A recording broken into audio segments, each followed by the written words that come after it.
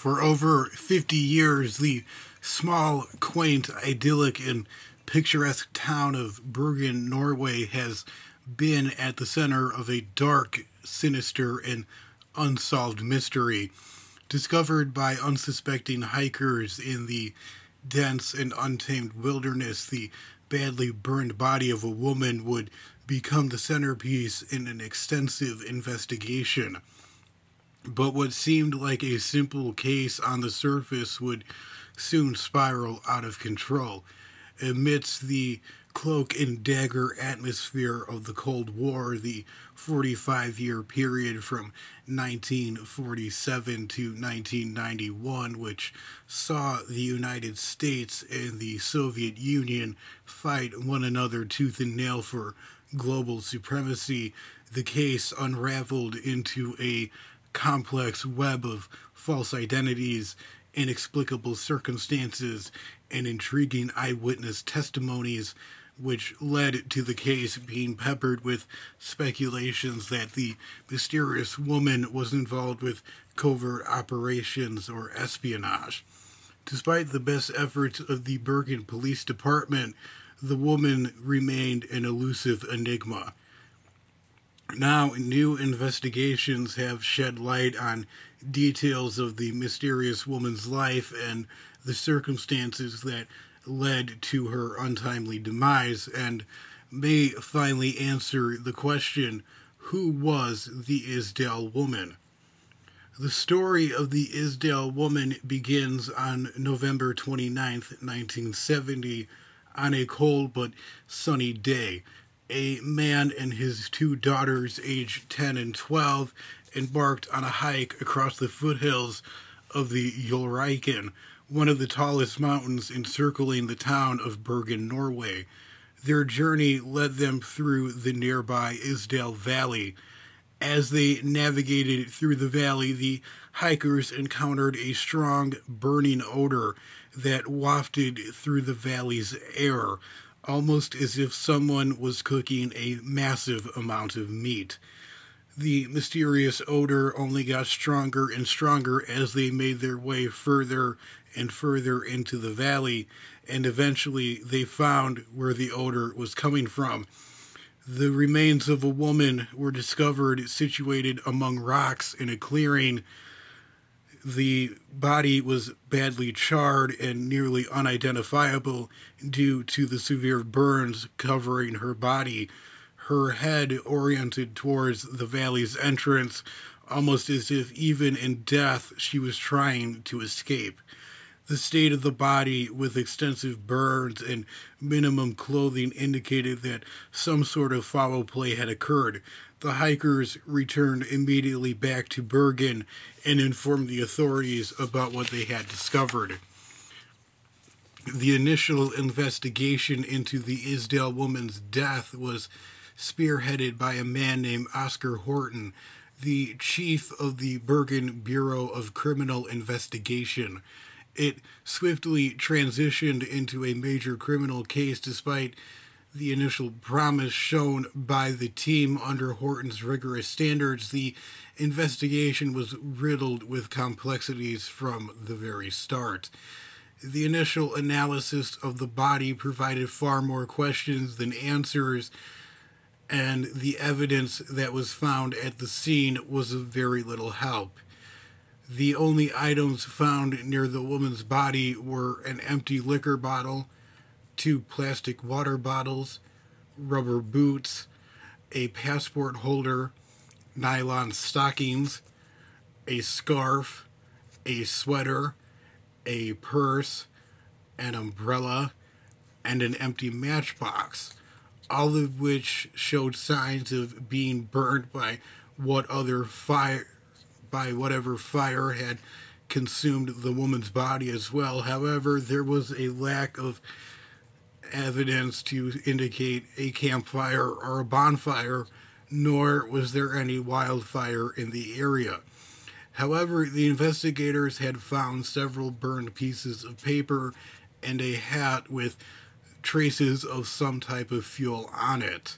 An early breakthrough in the case came when A pair of sunglasses were found in an expired locker at the Bergen train station, which had the Isdal woman's fingerprints on them. They also found 2 suitcases in said locker as well that were filled with an odd and puzzling array of items: clothing, wigs, currencies from multiple countries, grooming items, and a prescription eczema cream with the name scraped off, most likely in an effort to conceal her true identity, adding further mystery to the already mysterious case.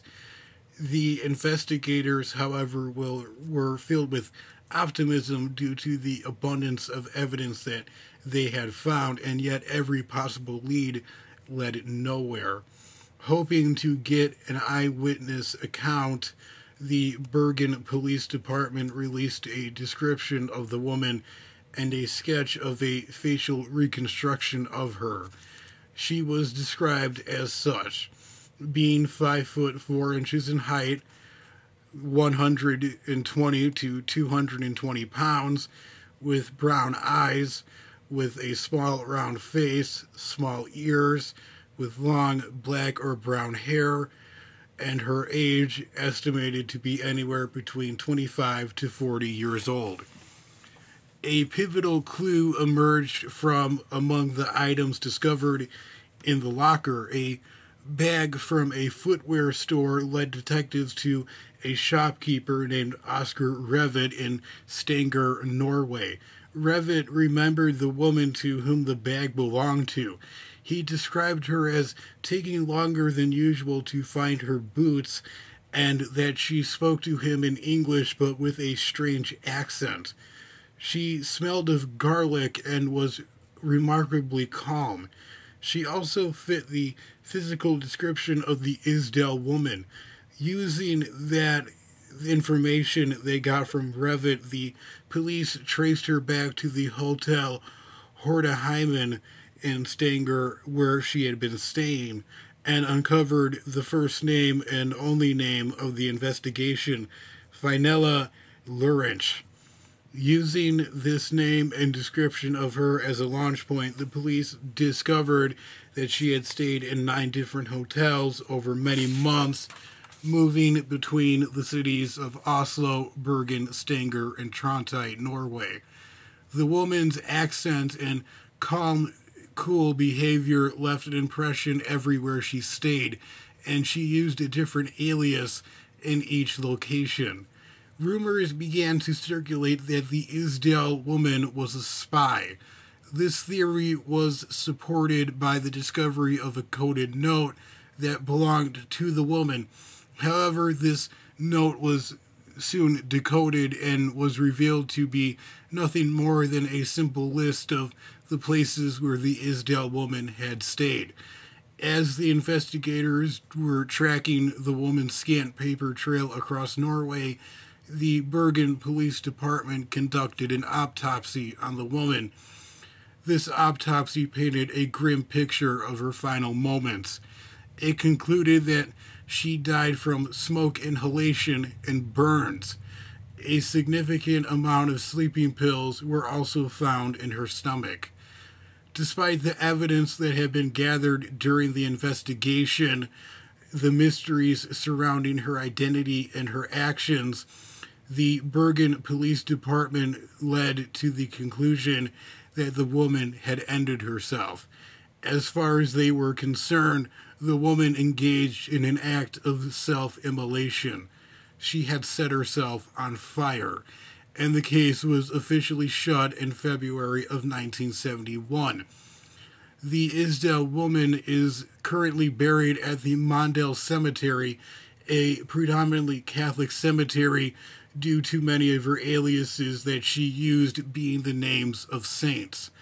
Her funeral was attended by 16 Bergen Police Department officers and was photographed in the hope that relatives or anyone who knew her would come looking to claim her at a later date, which has yet to happen. And yet, the mystery lives on. The intrigue has only deepened since the case of the Isdal woman was officially closed. Amateur detectives and professional investigators refuse to accept the official report of the Isdal woman's death and are wholeheartedly convinced that there is some sort of cover-up going on, and perhaps one day the Isdal woman's true identity may finally be known, and she may finally rest in peace.